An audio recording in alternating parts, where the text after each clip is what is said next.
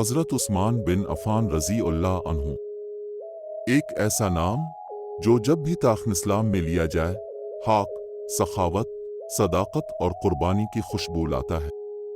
آج ہم جس ہستی کی زندگی پر بات کرنے جا رہے ہیں وہ رسول اللہ کے نہ صرف قریبی صحابی تھے بلکہ ان کے وہ داماد بھی تھے جنہیں 2 مرتبہ آپ کی بیٹیوں سے نکاح کا شرف حاصل ہوا۔ اسی لیے آپ کو ذوالنورین کہا جاتا ہے، یعنی 2 نوروں والے۔ عثمان بن عفان رضی اللہ عنہ کا تعلق قریش کے نہایت ہی باعزت اور متمول خاندان بنو امیہ سے تھا۔ آپ کے والد کا نام عفان بن ابی العاص تھا اور والدہ کا نام ارو بنت کریز۔ آپ کی نانی صفیہ بنت عبد المطلب رسول اللہ کی پھوپھی تھیں۔ اس اعتبار سے حضرت عثمان رضی اللہ عنہ کا نسب نبی کریم سے ملتا ہے۔ بچپن ہی سے آپ ایک نہایت مہذب، بردبار اور پاکیزہ طبیعت کے مالک تھے۔ مکہ کے تجارتی ماحول میں پلے بڑے، لیکن اس ماحول کی خرابیوں نے کبھی آپ کو آلودہ نہ کیا۔ جہاں اس وقت عرب کے نوجوان شراب، قمار اور فحاشی میں مبتلا تھے، وہاں حضرت عثمان رضی اللہ عنہ نے اپنی حق، پاکدامنی اور عزت نفس کو ہمیشہ محفوظ رکھا۔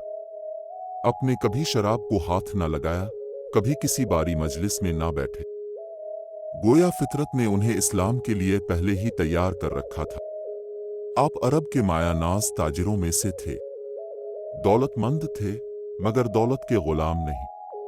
ہمیشہ سچ بولتے، جھوٹ اور دھوکہ دہی سے کوسوں دور تھے۔ ان کی دیانت داری کا چرچا پورے مکہ میں تھا۔ جب اسلام کی روشنی مکہ کی تاریکیوں میں چمکنے لگی اور نبی کریم نے توحید کا پیغام دینا شروع کیا تو یہ پیغام سب سے پہلے جن لوگوں کے دلوں کو چھو گیا ان میں حضرت عثمان رضی اللہ عنہ کا نام بھی شامل ہے۔ حضرت عثمان رضی اللہ عنہ نے اسلام حضرت ابوبکر صدیق رضی اللہ عنہ کی دعوت پر قبول کیا۔ ایک ایسا وقت تھا جب اسلام کو ماننا گویا موت کو گلے لگانا تھا، مگر اپنے کسی خوف، کسی مصلحت اور کسی دباؤ کی پرواہ نہ کی۔ اپنے کلمہ پڑھا اور اس دن سے اسلام کے ہو کر رہ گئے۔ اسلام قبول کرنے کے بعد حضرت عثمان رضی اللہ عنہ کی زندگی اکثر بدل گئی۔ وہ پہلے ہی سے نیک تھے، لیکن اب ان کی ہر سانس، ہر قدم اللہ اور اس کے رسول کے راستے میں وقف ہو چکا تھا۔ رسول اللہ سے ان کی محبت اتنی بڑھ گئی تھی کہ اب ان کی آنکھوں کا نور، دل کا قرار اور روح کی غذا بن چکے تھے۔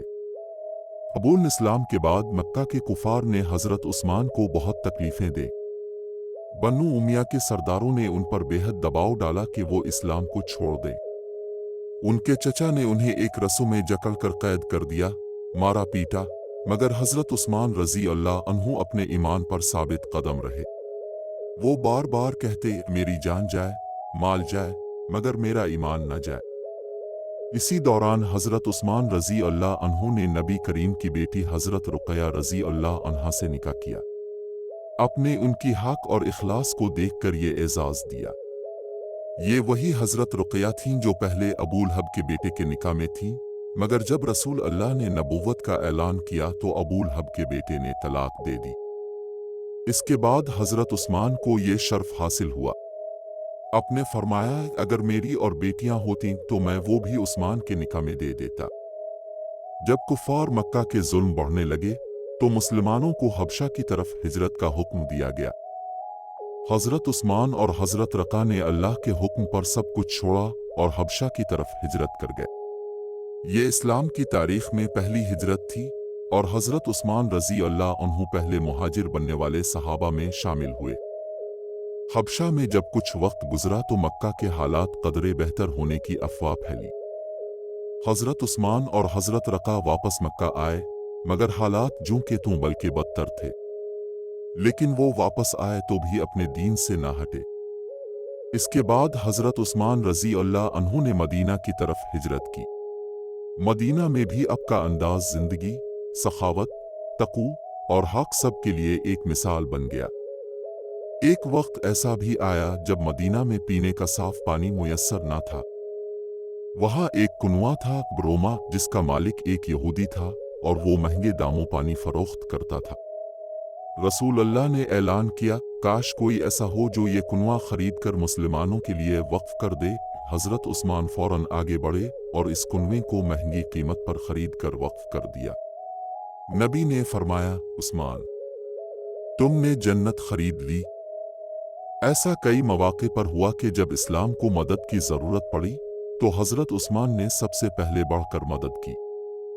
جنگ تبوک میں جب لشکر کی تیاری کے لیے مالی تعاون کی ضرورت پیش آئی تو حضرت عثمان رضی اللہ عنہ نے 100 اونٹ، سامان اور سونا دے کر فرمایا، یہ سب اللہ اور اس کے رسول کے لیے۔ رسول اللہ نے فرمایا، عثمان کے بعد آج جو بھی کرے اس کا کوئی نقصان نہیں۔